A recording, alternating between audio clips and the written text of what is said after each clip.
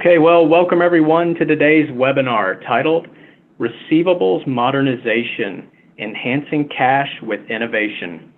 Our speakers for today are John Rubinetti, President B2B Payments at Deluxe, and Craig Jeffery, Founder and Managing Partner of Strategic Treasurer. Welcome, John and Craig, and I'll now turn the presentation over to you. Thank you so much, Brian. It's good to be here. Thank you, everyone, for taking some time out of your day to listen to this conversation on treasury and receivables. It's a great dialogue, so thank you for coming. And John, it's good to have you in the studio here live. Thank you. Yeah, I appreciate the invite, and didn't have too much traffic coming down to 400 today. Yeah, it's great. It's this in this world of everything's virtual. It's nice to see people face to face. But let's get started on what we're going to cover today. So this is our outline for today, our table of contents. We'll begin with payments complexity. We're going to discuss fairly briefly how payments can be complex, how organizations need to scale, and yet there's all of these complicating factors, multiple sources and methods that people pay companies, all the different changes. There's issues about compliance and security. So payment complexity is something that many, many organizations are facing, and that is not shrinking or diminishing. It's either growing or growing very rapidly. Next, we'll talk about vendor partnerships. What are some of the benefits? And if we think about that from the beginning of if payments are becoming more complex, receiving payments or making payments, but particularly our focus today is on receiving payments, how do we reduce that complexity systematically? Occupy the mountain pass if we're thinking about strategy. How can we do that? And how can we make things less complicated? And the use and leverage of vendor partnerships can matter. Whether you're a bank looking to service and address needs of your customers, or whether you're a corporate trying to manage that, this bears some attention on all of our parts. Then we'll look at modernizing receivables. We call it a way forward. There's more rails that come up, more payment rails that exist, more choices, different options. How do we do something and set our receivables groups up in a way that's sustainable, that allows the organization to grow and adjust and support the needs of our customers? There's quite a bit here and how we think about that from a workflow and an end-to-end or an end-to-end to end-to-end perspective.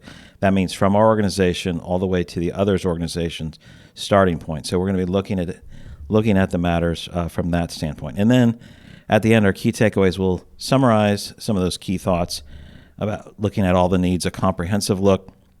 We'll touch on consider outside services. We'll look at vendor partnerships, which we just covered, as well as how automation and standardization can really assist an organization. So with that, we're going to jump into receivables challenges. And John, maybe one of the first things you could do is do a really brief introduction on your role. There was some information on the headline there, but just explain your role at Deluxe, and then that'll give everybody context, and then get us started on receivables challenges. Perfect.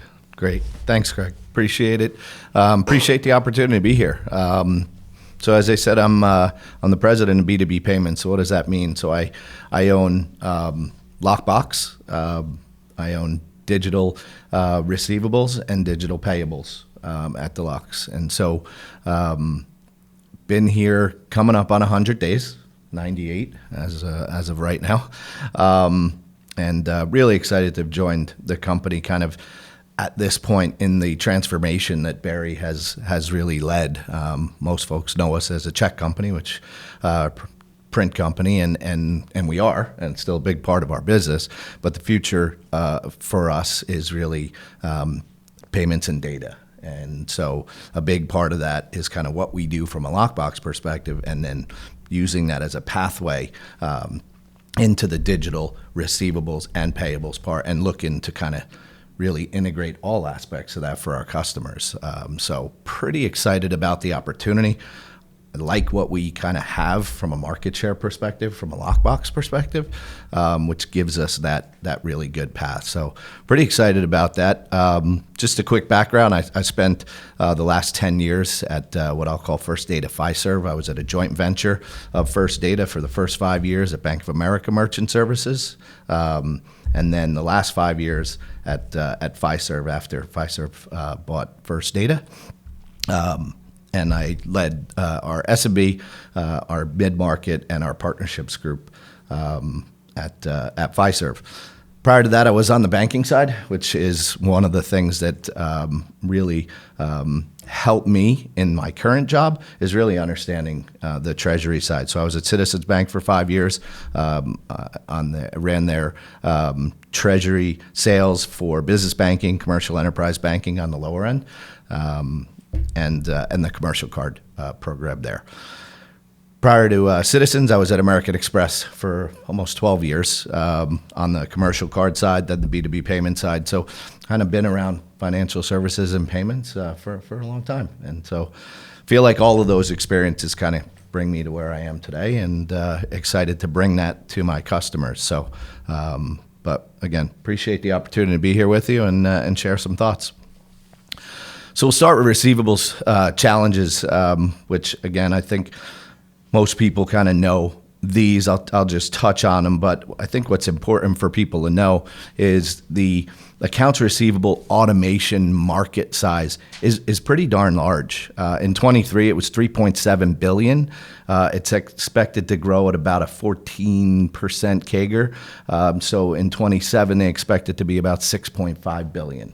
So, a lot of opportunity for us to automate in this space. And, everybody knows the number one thing, right, which is the top left there, manual processes. This is it, invoice generation, collection, payment processing, reconciliation. Those are the things that most mid-market companies, and probably some large corporates still do, but most SMB and mid-market companies really, really struggle with this manual process. So that is a target, area for us to make sure we provide solutions. But most people need to understand those different aspects of their process and understand how to take them from manual to a digital process. I think the second piece here, inefficiencies in cash flow. This one's interesting, right? When we surveyed all of our customers, 70% of them said, real-time visibility into cash flow and in forecasting is priority, right? And because of the manual processes, those inefficiencies in that cash flow management really impact their ability to forecast, and understand their liquidity and that. So that's another area that challenges all of our customers today. I think the third one here, lack of integration. This is one, so many different portals and solutions, right, when you're trying to automate the process that then have to be integrated, right, for the different payment modalities. And, this is one that I know you have a favorite quote, and I'm probably going to mess it up here, but, if you automate a portion of the process, right, you're not really solving the total problem, right? So go ahead, you could give me the quote that you like. Well, yeah, it's attributed to Anonymous and other people. I do say it a lot. It's if you optimize part of the process, you sub-optimize the whole. There you go. Right? It's like you fix this part, but now you made other parts less efficient. That's right. And that's exactly what happens here, right? You try to solve with one payment type or that. And so you automate that piece, but there's still that lack of integration to bring it all together is something that everybody struggles with. And then the fourth part that I'll cover here is the fragmented customer experience.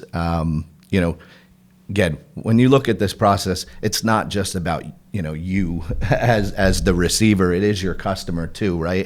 And customer satisfaction is absolutely critical, because all it does, it leads to problems with the payments. Then they have inquiries, right? Then they have a lack of confidence, right? And that's something that, and I'll talk about it later, about kind of the shift in the paradigm is, it can't just be all about you. You have to take your customer into consideration and create a win-win, because you don't want to lose those suppliers. So the fragmented customer experience is something that I think people are paying more attention to, because customers have choice, and it's unfortunately it's easier to leave today, right? And so that's something you got to really focus on, is that good customer experience. Yeah, excellent. Thanks for stepping through those. There's a lot that tie into the role of, let's say, someone in charge of accounts receivable as well as treasury. As you were talking through those, I was like, there's so much overlap here. Payment and information is disconnected. Well, treasury may care about knowing that the payment came in, that they can use those funds, but there's a cash application side.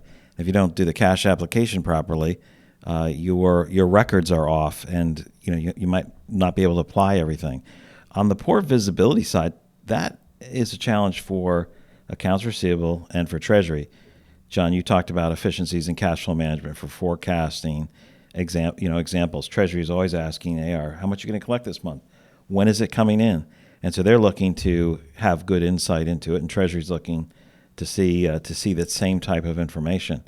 Payment delays, of course, is one issue, but not having that visibility to when payments are actually happening is a problem. Even if something's going to be late, but you know when it's going to happen is more effective for the organization than this mystery, and then a payment shows up at an unexpected time frame. Knowing ahead helps you to have more of your forecast to be known. I think the other challenge, and this comes through in so many ways, when we look at the top challenges on AR, we see this in our research. You talk about this, John, all the time. There's, how do we scale in light of goals for efficiency? That's always one of the top two items. The second item, can either be one or two, has been more recently been number one on the issue, is concerns about fraud and security. And so we have to scale and be efficient, and we have to do that in a controlled manner. And some of those things mitigate or militate against one another to address those. And so those are some of the key challenges. And so there's more that we can talk about for sure. But as we discuss this and then move into what does the traditional landscape look like versus a modernized process, and this is a conceptual chart. So we're going to move ahead and look at the traditional landscape here. And please bear in mind it's simple, and here's some content for it. But I just wanted to talk through this briefly. I think I'll start off, and you may have some things to jump in. Yep. Yeah, perfect. So, the blue box, if you can see that stylized box around it, it's maybe partner managed. It's your trading partner. They have their ERP system, their payable system. They decide how are you going to send payments in to the company that's receiving them. Is it check? Is it check and list? Is it ACH? Are they sending ACH with remittance information, the addenda records? Are they using virtual card? Are they using wire? Are they coming through one process or multiple processes? So they're making all these decisions, and then the receiver's like, which way is it coming? Is it? Yep. Do I get a check? Is it being sent to my office? Is it going to a lockbox? ACH, is it coming with no detail? Data, yeah. Yeah. Or emails coming through with some of the data and someone's manual matching up.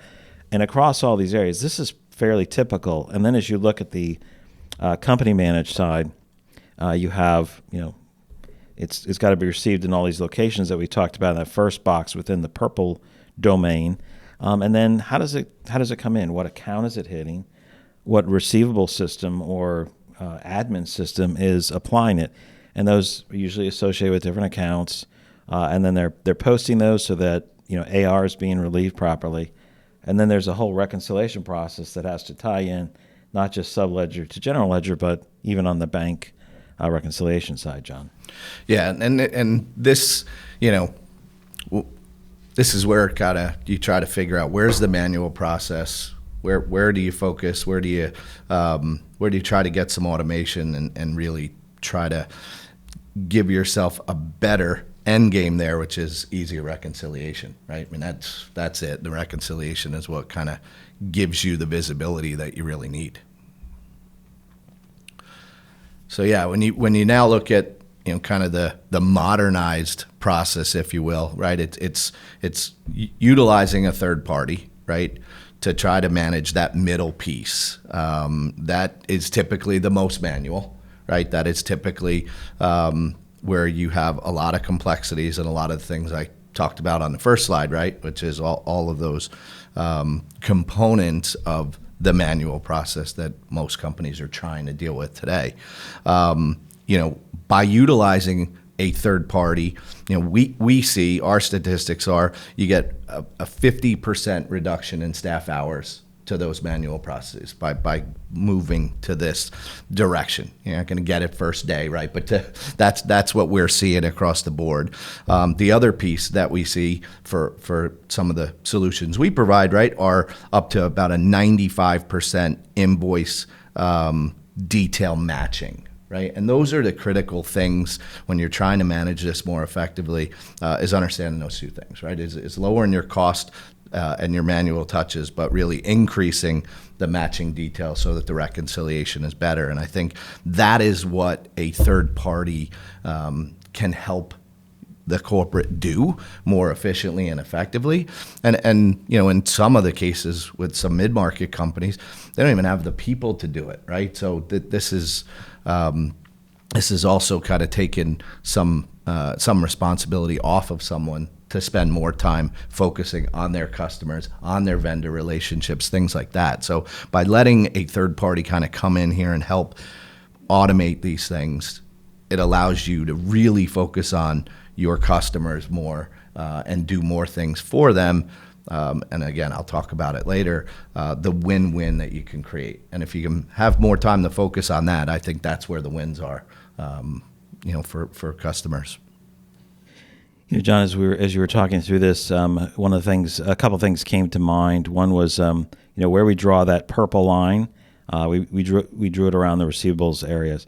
Well, that could go back all the way to the accounts, of course. But when we talk about scalability, or when does it make sense when do you need to simplify things and modernize them? I think that's part of the decision every company has to make. The more you have volatility and variability in that middle section, the easier it is to simplify by going to a counterparty, a bank, a third-party provider who does these functions, because you can see check and ACH, virtual card wire, all these payment processes, for example. Checks are slowly decreasing, but they're not going away. ACH is going up, use of virtual cards. So all of those it's an environment of more payment rails, more complexity. And so you either have to manage that complexity on your own or have someone do that for you. And so that's really the decision point. If I get 2 payments in a month, I don't need any of this, right? I just get it. But as your organization grows, this matters to both, the receiver as well as the sender, that we can scale our organizations. This is really some good stuff. Yeah, and what I would say is, I think, if you're what you have to do as the corporate, right, is really take a look at the process. Where are the pains, and what are you trying to accomplish? Because not everybody needs that visibility, and that's okay. They just need more automation because they have lack of resources, right? So those are the levers. There's everybody's slightly different. That's why even what we offer, it's not a one size fits all. It has to be kind of customized to see what they need, maybe what you need first, right, and then develop a path, right? So it happens with a good conversation, right? Within your company first, and then with the provider to say, this is what we're trying to solve. Not just, hey, we just want to automate our AR. That's while that would make it a whole lot easier, you're going to have problems after the fact. So it's a 2-part process. It's the identifying by the corporate, and then it's having the right conversation about what you're trying to, improve. All right, now, so we've come to our first poll question, and this poll question is double stacked. There's 2 questions within it. We want to see what everybody's thinking and who's on today. First is how many systems you have for accounts receivable. This may be billing, cash application, multiple ERPs. Select that for the first one. Just make one choice. The question 2 is, are you moving towards rationalization to integrate data and systems? Are you trying to simplify and reduce the number of moving parts? Yes, currently, we plan to, no plans to, or unsure. After you select both of those, hit submit, and we'll be good to go. So I want to mention something as well. If we get 150, let's just say 150 people typing the word Deluxe or DLX in the chat box, we will send all the poll responses, the summary poll responses out to you with the deck that comes out. If you type the word poll, that's okay too. All of those look good from our standpoint. So go ahead and we'll see those in there. It's just 150. it's a small percentage of those that are on. So thank you for being on. Thank you for engaging in that. But make sure you answer the poll question and hit submit. This will be most excellent. And Brian, if you could also pop up the LinkedIn links so that our audience can make sure they follow Deluxe and Strategic Treasurer on LinkedIn. Yes, please. Yeah, that makes the marketing people happy, and they Sure make all does. these things go. They make all these things go. We need that. John, this is an audience that it looks like at least 60% has multiple ERP systems. Some don't know exactly how many they have, which is a full 60% or a full 22%, 21% have one. So there's some level of complexity there. The second one I wanted you to comment on, are you moving towards rationalization to integrate data and systems? So yes is 28%, we're planning to 25%, no plans to 18%, and unsure is 30%. So pretty even with yes currently, or we plan to. Yeah, I would say if you're not planning to, I'd probably be asking the question as to why, right? I mean, there's a clear savings opportunity there to rationalize it, right? Whether it's rationalizing the supplier base or it's rationalizing your number of feeds coming in, whatever it is, that rationalization does need to happen. So I would say if you're not thinking about it, I would just challenge you to say why, because that is definitely one of the larger things we hear from customers, that's for them, they want to shrink it down, right? Even Deluxe, 5 years ago, we had 50 different systems, right? Now we're down to one. We had to rationalize from a cost savings perspective, but then just from an operations perspective and the cost of ongoing operations, which is a thing that people are now starting to realize, those multiple integrations, that's no longer sustainable, right? And it's a cost drain. Yeah, excellent. Thanks everybody for answering. I know we've done pretty well. I think we had 120 responses with Deluxe in the box. So next time we'll have another opportunity to increase our numbers. So let's go back to the next screen on the paradigm shift. John, maybe you could start us off on here. This is the paradigm of I have to keep adding, receiving sources, and I have complexity in my system. How do we make that shift in the new environment? Yeah, I think, when I kind of looked at this slide and tried to kind of understand where people are today, what they're hearing in the market, right, versus what's really the consideration, right? And the first thing, desire to offer, different forms of payment, right, and having the channel flexibility sounds important, right? And I think it is, right? Choice is something that consumers drive, right? And they're the ones that actually decide where people go. You can't just tell them, like I always use the example of wallets, right? Everybody came out with, they wanted a wallet, but the adoption of it didn't work because people still like their own choice, right? So choice is important, but I think the paradigm shift is to what I'm calling kind of this mutual win-win kind of scenario with, you and your suppliers, right, or your customers, right, whoever it is, and you can't just say I want to take card payments and kind of force that out because maybe that doesn't work for some, right, or and you have to kind of think about how do you create that. So if you're going to do card, can you accelerate the payment? Does it make sense for both parties, right? And understanding that, I think that's the shift. If it was just on the supplier making, the company making all the decisions, you risk losing customers, you risk losing suppliers. So that's where I think the shift is. And so you can't just be focused on your process. It's got to be how do you create that? Because some are strategic suppliers, some are just suppliers you cannot, you can't replace, right? And so I think that's a piece that is changing, and I think all of these kind of have that component to it, right? The need for liquidity, just trying to get cash in the door faster. That is a zero-sum game. Someone's got to lose, and you don't want that. I mean, you don't want that as a company. You want to optimize, you want to be, but you also want to be a good partner. And I think that's what's shifting because I think people just need to be more conscious of the decisions they make and how it impacts the whole flow.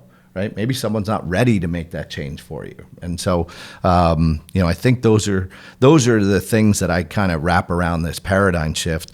Drive for visibility and efficiency. Again, it impacts both sides of the equation. And, I think when you have less of a concern, which is the next one here, lack of concern for the process and defects at your partner, that just comes back to you, right? That's the boomerang, right? It just always comes back if you're causing a disruption on your customer or your supplier side, that comes back to you. And so you want to keep credibility with your customers. You want to keep the benefits to be mutually beneficial, and then it helps accelerate this, quite honestly, when you have that. I've seen us try to implement when, the customer says, this is how we're going to do it, and we're just going to kind of force our, customers or suppliers to just go this way. It just that never works. And inevitably you damage a relationship, right? That's hard to win back. Once you damage them, they're hard to really build that credibility back. And so I just think if you're going to approach this process, the shift is really, how do you do it together with your partners and help it make sense for both? Because if you create a win for them, and sometimes it's their visibility, sometimes it's an easier process for them, that's a good thing. But if it's just your thing, I just don't think it works well. Yeah, that instead of focusing on my individual area or end-to-end within the company, looking at both parties matters, and that ties into your comments too about defects come back to haunt us, right? If I have a great payment process, right? If I'm paying or receiving, depends on the area of the company how you refer to it, but if I'm making a payment and I separate information from the payment, and the receiving group or company doesn't know how to apply it, they're not going to just solve the problem. They're going to, I can't solve it, and then they're going to call you. So they're going to push it back. They have a defect, you have a defect, we have more cost and inefficiency. That makes the whole process less efficient. So that's why that consideration matters, that from current thinking to this end-to-end view matters so much. I'm going to flip to the next slide. And on payment complexity, I'll start here and talk about this. So, we had that picture that showed in the middle how third parties, this can be a bank, it can be a third-party provider like Deluxe, or there's different ways of solving either components of the process or whole sections of the process. And it is very, very useful to think about how outsourcing can help simplicity. If we take apart the pieces that are moving most radically and isolate those, and someone else handles those, they handle the up and down. And we see that in so many industries. If you look at Amazon Web Services, Microsoft Azure, the data center, it's like, I need 2 levels of compute in 1 minute, 500 the next, 2 the next, 17. I only pay for what I use, whereas before I had to have 500 units sitting idle. And it's the same way on the, going to your bank, going to a third party to handle that. And what are some of the issues that multiple payment types present? Well, data comes in different formats, partial data, missing data. It's disconnected, so I have to reassociate it with it. If it comes in physically, it gets lost or delayed. And I don't know if anybody's here from the U.S. Postal Service, but it seems odd that sometimes it's like mail in the same state can take 2 weeks or it can take 3 weeks. And sometimes it comes back, 8 weeks later. It didn't get lost. It just got lost for this period of time. Like it went to another universe and then came back. And so physical has a challenge, but we usually have to address multiple payment types. And that last thing about the unevenness is that planning and staffing for changes in payment types, payment rails, and maybe volatility, like how does your month run? That becomes a challenge, on the corporate side. And so, if you go from 1 to 2, it doesn't matter. But if you have significant spikes, that's much harder to staff for internally. And so those are some of the issues that multiple payment types, monthly frequency exist. John, do you want to cover the right side? Do you want me to cover that? How go ahead. Keep going. I think you got it. Yeah. Okay. So the schematic on the right, the chart of like what's going on, ACH is growing, check is declining, wires moving around. All that's meant to show is there's variability over time, which is what we talked about. And so having a third party, for many organizations, when you reach a certain level of complexity, this makes sense because now you've isolated that. You've put it onto someone else's back and someone else's shoulders, and now you're focused on forecasting, you're focused on relationships, you're focused on working capital management, you're achieving your goals for efficiency. And I mentioned some of those drivers that if you're in AP or AR or treasury, those things certainly matter. The way I would summarize this is, again, kind of to your favorite quote, like if you're just trying to automate one piece of this process or one modality, it doesn't work, right? So looking for a partner that has the ability to bring all the types into one place is pretty critical. And there's not many that are out there that actually do all of that, right? But there are out there, and that is something that really helps kind of, to your point, if there is all the fluctuation or variances throughout the months or that, it doesn't matter, right? And so that's why the type of partner and the capabilities of the partner matter. All right. Well, let's move to our second poll question. This is a single question within there. So if we look at the question, it's our focus on the business process is most accurately described as end-to-end. This is internally and with third parties, or what we call end-to-end to end-to-end. The second one is end-to-end, focused on within our company. And then third is we have more of a bias towards within a particular function, billing, accounts receivable, treasury. And then the last one is I'm not sure. So go ahead and select that, hit submit, and then I'll make a note. We need 22 more Deluxe or DLX in the chat box to hit our 150 response number. Brian is diligently counting those up, keeping him busy. We don't want him falling asleep. Not manually. That's he's counting them. He's using AI to count them. I actually don't know how he counts them, but he puts numbers. So I haven't gone back and checked. So I should do that. Yeah, maybe just. He might be just saying we need 22 more, and there's like 190 that came through. But he has to look at like the question and answer box, individual chats, the webinar chat. It's kind of in a lot of places. It is. He does. Sorry good. if I got you in trouble, Brian. He does. We're gonna audit that. Have a little counter. Maybe Zoom can do how many times people type that. Yeah, that'll be enhancement. So I digress. That's my fault. So John, the focus is the full end to end. You have a lot of people that love your way of thinking, which is 37%, a little over a third, almost one out of almost 40%. End-to-end internal processes. This is probably the most common in organizations. Is we focus on internal 25%, and then within a particular function 15%, and then 23% unsure.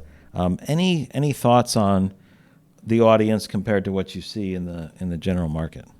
No, it's funny. That's kind of came in exactly how I kind of thought, and to the exact number. I don't know about exact, but close it was close enough to. I had these exact numbers. I wrote them down on a piece of paper. No, yeah, but it is, and I think it speaks to the needs in the marketplace, right? Because some they have a bit more complexity and really have to, they have strategic suppliers that they have to align with. So end-to-end is important. Others, it could be about them. And I always said, keep your customers in mind. But the reality is you may have an easier process. And so just focus on you and get better and do it more efficiently. That's okay. My advice is just to look at it across the board. Understanding it is probably more important than actually putting a specific plan of action either part of it. I think making sure if you're a corporate that you understand the process, who's critical to it, et cetera, and then you can make some decisions. But the unsure, that's okay. I would just encourage you to map it out, look at it, take a look at it, make sure you understand it, because that to me is the most critical, understanding it. You can action it after that, but a lot of folks just don't understand it. Like when we go in and talk to them, sometimes they're revealing things. They're like, oh, I didn't even know we did that, right? And that's a reality, right? Because sometimes things just happen, and you hate that expression, right? Well, that's just how we do things, but that is a reality. And so sometimes it's a minor tweak, and sometimes it's just understanding that how it works. And so that's what I would encourage you to do. Yeah, that's great. So these are poll questions. We don't have like on our surveys. If you're used to our surveys, we have information, firmographic and demographic information. So some of the I am not sure. It might be a banker who sells stuff may not be sure how they handle it internally. True. We don't know exactly, but those were that was some excellent insight. Seems like it's a group that's pretty attentive to payment processes. So it's good to see. We're going to continue on. This is even to my point earlier, right? Just understanding, the process that you have, right, and the process of your payment types, right? When you look at, the physical check type, I think, the goal here is reducing the lag time with payment automation, right? And you look at a physical check, you look at the multiple times that there's just a lag, right? And that impacts visibility, forecasting, things like that. Okay, move it to digital.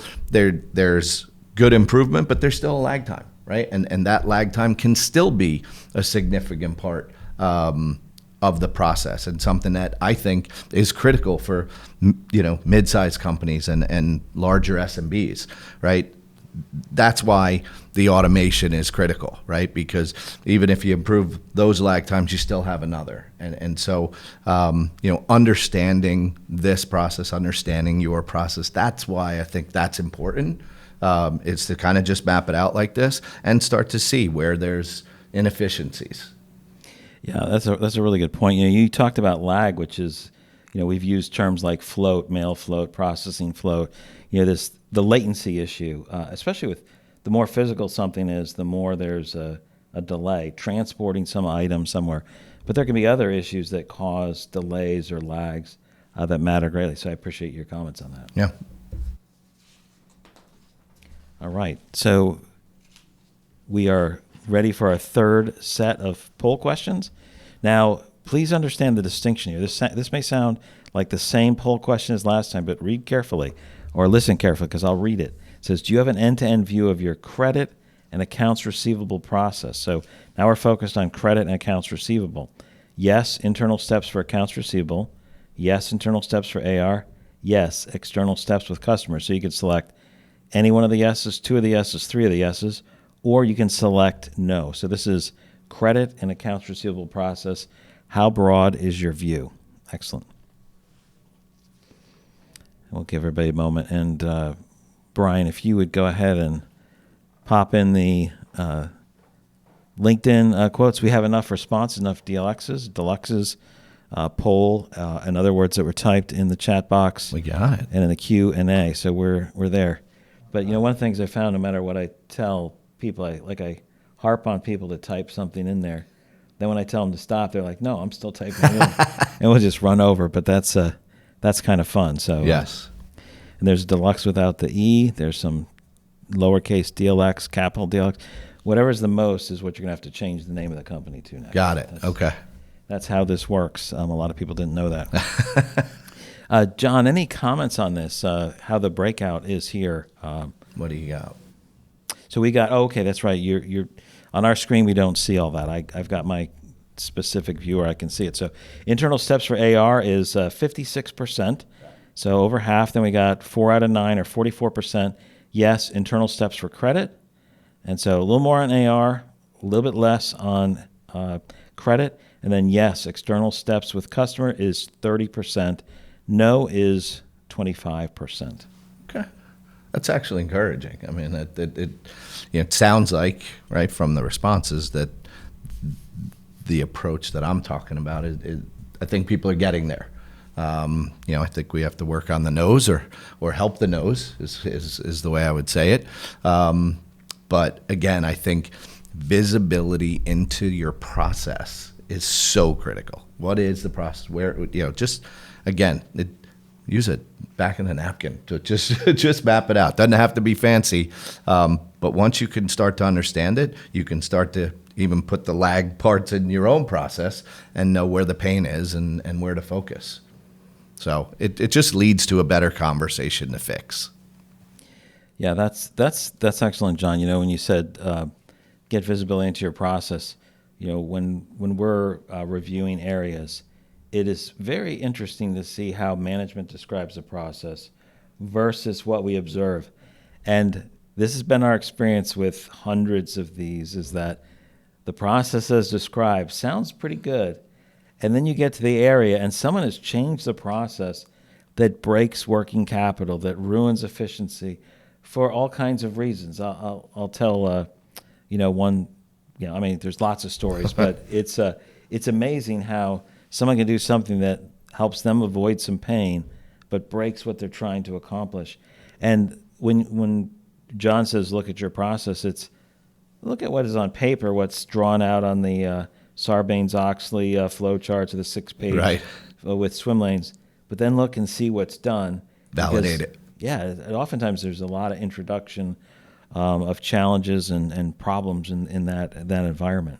Yeah, and again, especially in larger companies, there's a little bit more accountability there, right? And staying within the lanes, we'll call it, right? But at a mid-sized company and at an upper, we'll call it upper S&B, they're kind of just trying to get through stuff sometimes. And so while the CFO or thinks what the process is and kind of can tell us what the process is, and then when you look in, you're like, ooh, we switched it. Why'd you switch it? Well, because that just helped speed up what they were doing. And so that is exactly what happens out there, is that they think it's one way, but it's the actual getting it done has shifted.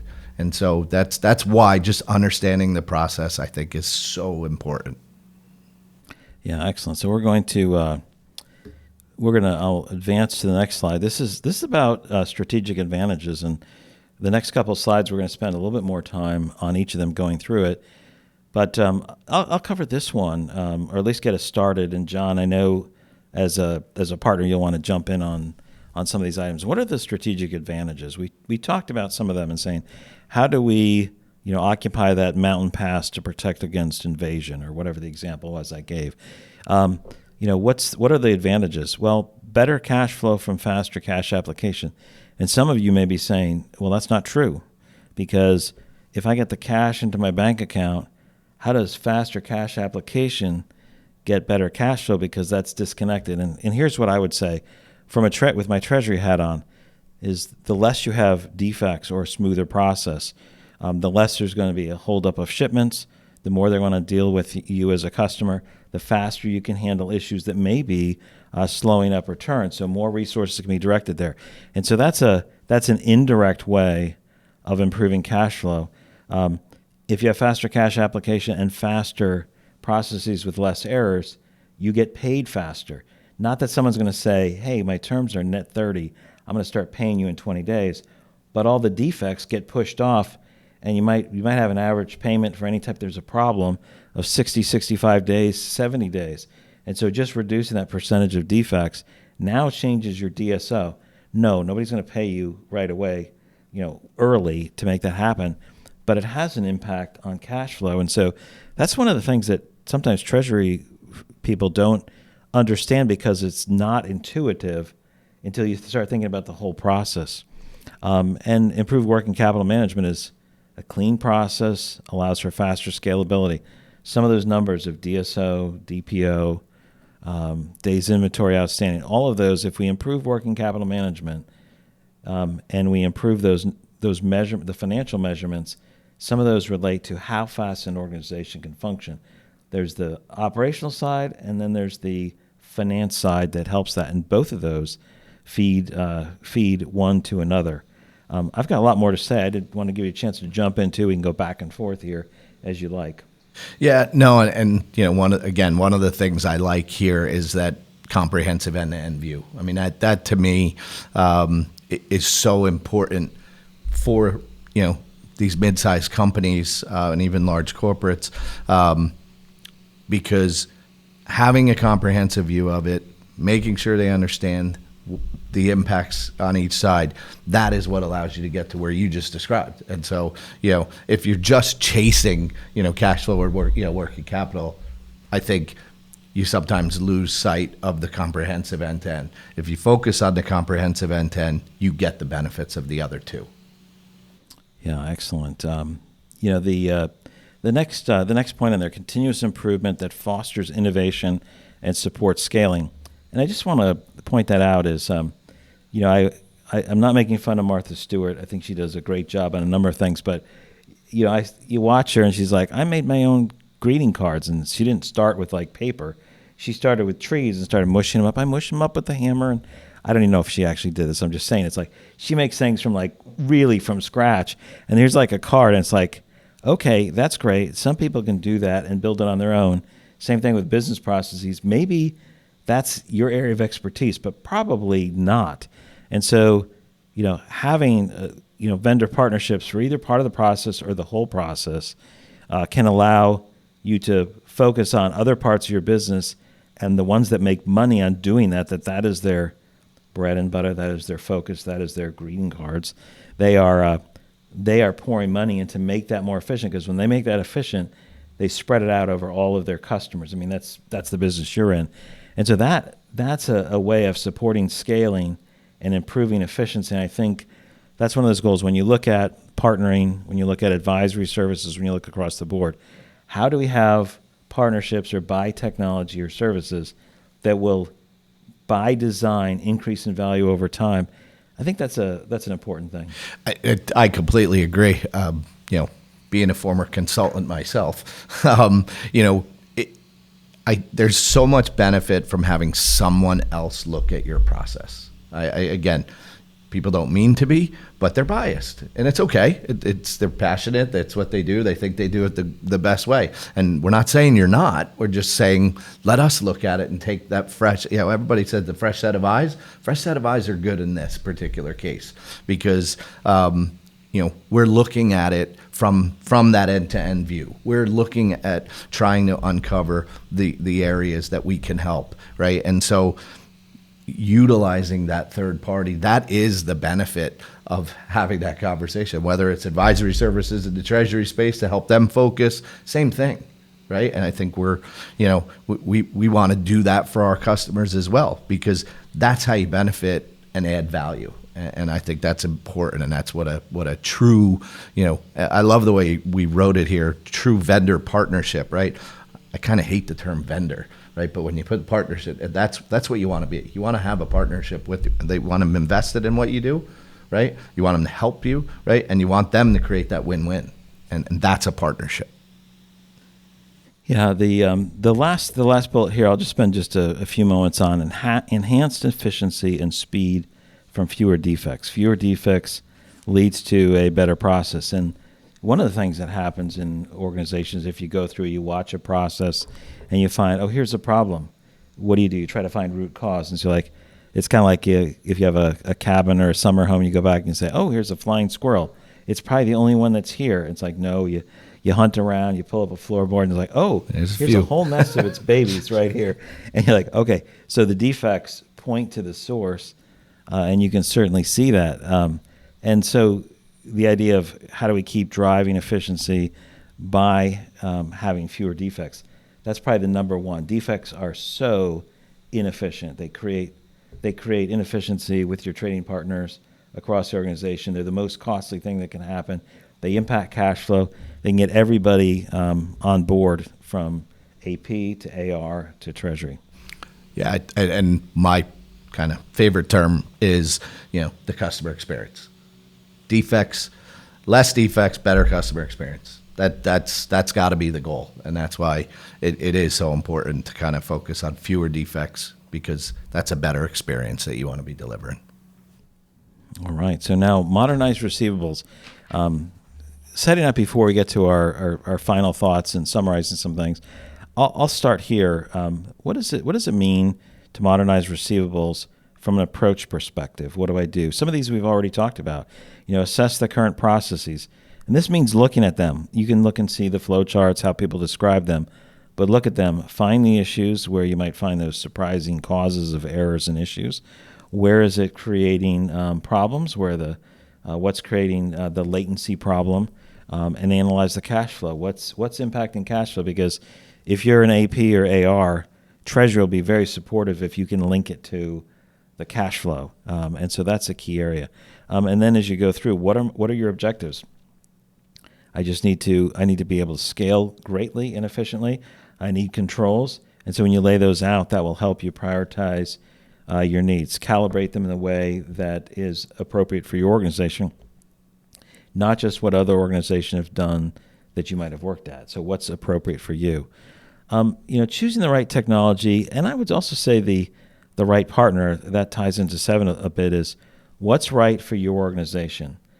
There's almost always going to be some type of automation, whether it's something you run yourself, whether you use a bank, whether you use another third party. Finding out what's the right tech for where your needs are and where you're going. If you're accelerating into more change, that should be a clue. You want to accelerate more rapidly towards a partnership. But that right technology, it has to be integrated, or you can't optimize the whole process. You have any comments on that, John? Yeah, and I think, first of all, there's still one way to do it, right? And so, in those conversations with the partner, right, it's their approach to it. If you start feeling like you're being kind of told this is the way, that's not a great partner, right? You want a partner that's going to be asking you the right questions and understanding what you said, because they have a product suite of solutions and they should be customizing that for your needs. And so that's where you want to be getting to. So I agree, 3 and 7 are together, but kind of having that approach from your partner is really important in this, because you're right. Not everybody needs, the whole kit and caboodle, right? Not everybody needs, so they, understanding where the pain is and how they can fix that, and then choosing the right technology, those are important decisions, but, it has to be kind of what I'll call a consultative process. Yeah, and then 4 on this particular chart, right? This is not meant to be comprehensive or exhaustive, but develop a phased implementation plan. There's implementation requires, a change management plan, which we talk about in 5 to some extent in terms of communication and what's going on. But this phased implementation plan is, you may have a perfectly designed plan, but as soon as it hits reality, your pilot will help you identify a lot of kinks right away, and then it's like, okay, you work those out. Then when you do the full rollout, you're like at the ivory pure 99, 44, 100ths, as opposed to maybe the 80% if you were really awesome on the front end. And so that's a key element for success.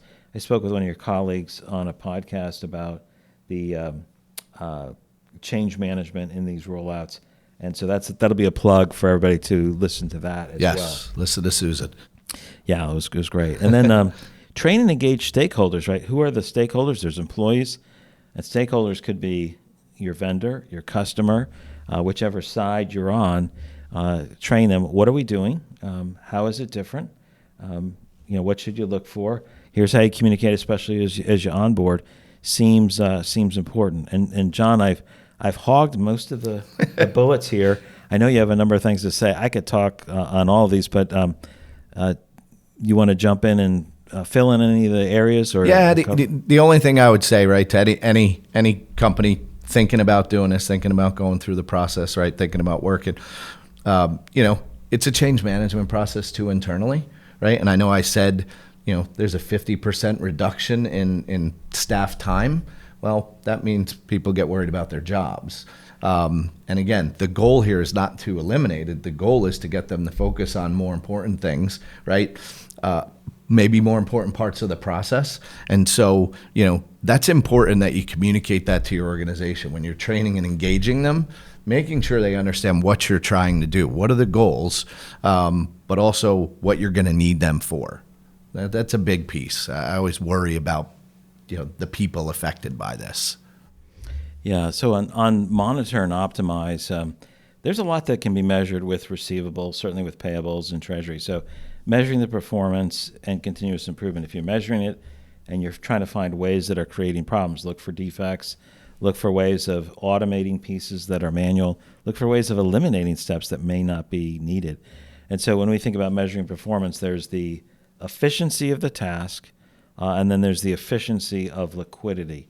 And there's some elements of risk as well. But if we think about those two things, those are the areas that maybe AR emphasizes and maybe Treasury emphasizes. Both should care about both. Obviously, there's going to be a focus one and the other, but monitoring that, giving some visibility will help with the optimization. And then leveraging vendor partnerships. We talked about the word vendor and partner. There's a sense of, are you in it together? Are your activities, motivations align? Like if both are, if the partner is gaining more profitability by being more efficient and able to grow and scale, they're going to get more business. And if the business is, hey, I'm getting a better product that's increasing value over time, this is excellent. And if everyone has to innovate on their own, that tends to be much more difficult than saying, hey, here's a fintech, here's a bank, here's somebody who's focused on this area. This is their reason for being. They're focusing on it, and that oftentimes becomes an area to depend upon. All right. We are at final thoughts. I'll cover the first two quickly. Like that first one is consider all the needs. That's the comprehensive look, end to end, to end to end. We've covered that well. And the second is consider outsourcing for if you're an organization that has a fair bit of complexity, significant payment rails, payment changes, and using that as a way to reduce what your exposures are. Yeah. And I would say, vendor partnership, as I said before, I think number one, make sure you understand your partner's financial stability. That's important. You want them to be with you for a long time. I think two, what's their commitment to investing in their solutions and technology? There's so many things changing so rapidly in this industry. Where are they putting their money? Quality of service, right, and then level of relationship, right? I think those four things are absolutely critical when looking at vendors to partner with. And the last one, automating and standardizing. Again, this is where you focus on reducing your defects. You don't optimize part of the process. You really try to understand your process and work to make it, in my opinion, again, a win-win. When it's a win-win, I think you have a better relationship with your customers. They have a better experience, and it truly is a win-win. It's not really a cliche. That's great. Thank you so much, John. I think we have a section we'll want to make a video short called Less Defects, Better Customer Experience. That was a winner. Thank you, everybody, for paying attention, spending some time with us. Thank you, John, for coming in. Good talking with you. And we'll turn it back over to you, Mr. Brian Weeks. Thank you, Craig. Thank you, John, and thank you, everyone, for joining us today. The CTP credits, today's webinar slides, and a recording of today's webinar will be sent to you within 5 business days. And for more on improving payments, be sure to listen to the Treasury Update podcast, episode 266 with Deluxe, by clicking the link in the chat box. Thank you, and we hope you have a good rest of the day.